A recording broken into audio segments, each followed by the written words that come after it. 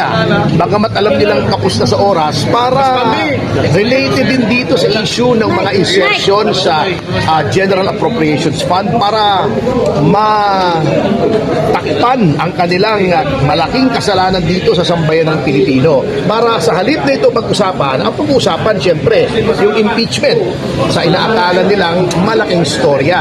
At alam niyo ba, ang tingin ko dyan, kahit pa paano ay isang master stroke yan ni Speaker Romualdez. Bakit ko sinasabi? Bukod sa ito ay pantakip dito sa malaking news ng insertions na ngayon ay nasa kataas-taasang hukuman at pati na dito sa piskalya sa Lunes, isang purpose yan. Number 2, pinapakita dyan ni Speaker Romualdez na the President is not in control. He is the one in control. Bakit?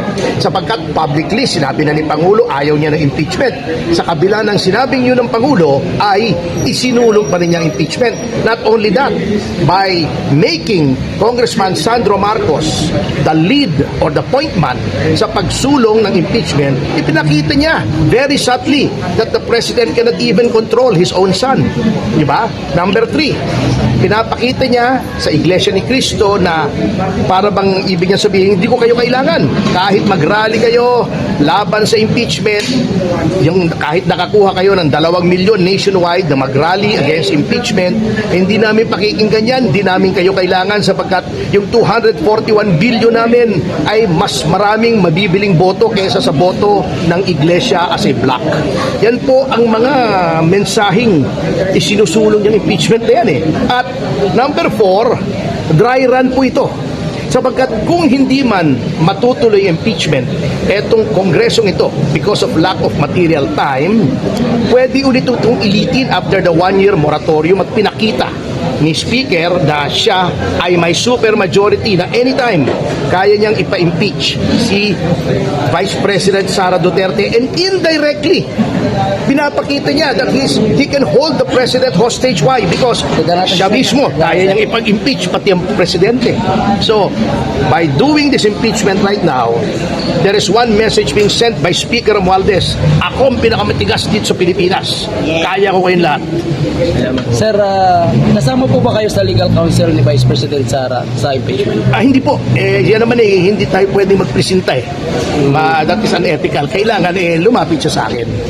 Besides, I don't think so kasi hindi ko naman po kilala si Vice President Sara Duterte. Personally, I've not even met her.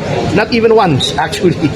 Ano po masasabi niyo sa mga congressman na pumirma sa impeachment ni Bibi, tapos ang nilarason wala po silang choice kundi pirmahan gawa ng i-hold ang kanilang budget for mawawalan silang budget? That is a matter between them and their own respective consciences. And it's a matter ng kanilang konsyensya. Oo. Sir, pwede po bang matanggal si Martin Romualdez? Ipingkis, alam natin yung kaso, mahabang proseso ito.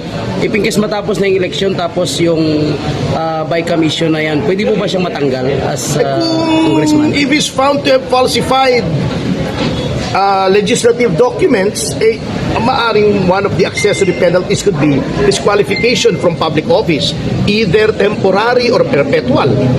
So, kasama po yung accessory penalty pag ikaw ay convicted with finality ng isang criminal offense. Pero matagal pa yan eh. Malayo pa yan.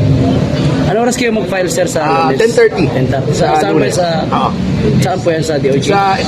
Dito sa City Prosecutor ng Quezon City. Sapagkat ang House of Representatives ay saklaw ng teritoryo ng lungsod ng Quezon, doon po nangyari ang krimen ayon sa aming pananaliksik. At syempre, in a criminal case, venue is jurisdictional. Kung saan nangyari yung krimen, doon ipa-file yung kaso. Salamat, sir. Salamat po. May mensahe ka po ba sa mga pumirma na suporta sa impeachment ni VP Inday? Well, wala akong mensahe. Di ba? Bahala sila sa buhay nila. Sila magpaliwanag sa kanilang mga constituents. Sir, may mensahe ka kay Attorney, isa pa po ang Attorney Google dyan. Wala naman.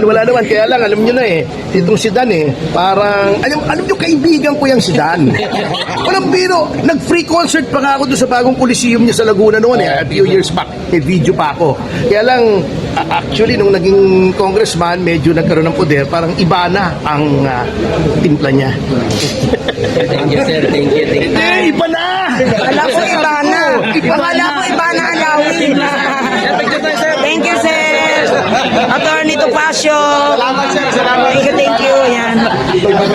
Iba na siya ngayon. Iba na. Iba na eh. Iba na pala yun. Wala akong sinasabi ha. Iba na siya ngayon.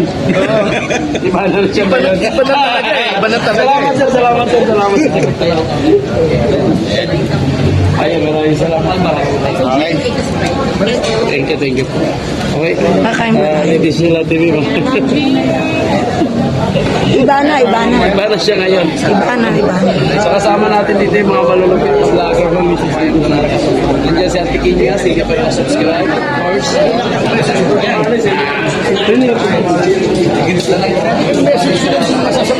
Para kasi kung si Jolie na magdangan. Ay, maganda.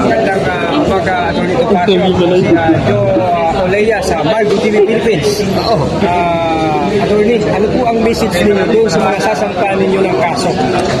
Simple lang naman po. I'll see you at the prosecutor's office para magkasama-sama tayo ron. Looking forward. Thank you po. Thank you, sir. Mabuhay po kayo. Ayan na.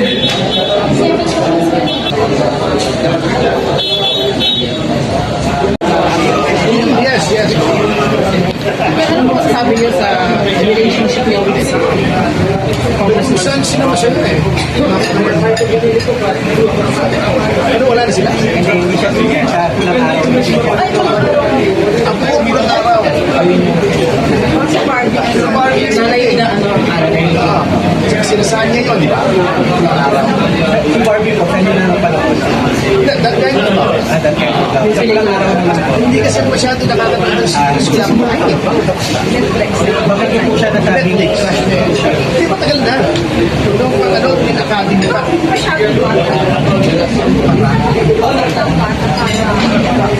Slung eh. Ay, sino naman? Pwede mo maging crush. Si Ariana Grande nga, crush ko. Oo. Many times. Meron! Nanood pa ako ng concert niya sa Sirako eh. Binigyan ko pa ng roses eh. Ito sa City Prosecutor ng Quezon City. Sapagkat yung ang House of Representatives ay saklaw ng teritoryo ng lungsod ng Quezon, doon po nangyari ang krimen ayon sa aming pananaliksik at syempre in a criminal case venue is jurisdictional. Kung saan nangyari yung krimen, doon ipafile yung kaso. Salamat sir, salamat po. Attorney, may mensahe ka po ba sa mga pumirma na suporta sa impeachment ni VP Inday? Well, wala akong mensahe. Di ba? Bahala sila sa buhay nila. Sila magpaliwanag sa kanilang mga constituents. Wala naman. Kaya lang, alam nyo na eh, itong si Dan eh, parang, alam nyo, kaibigan ko yung si Dan.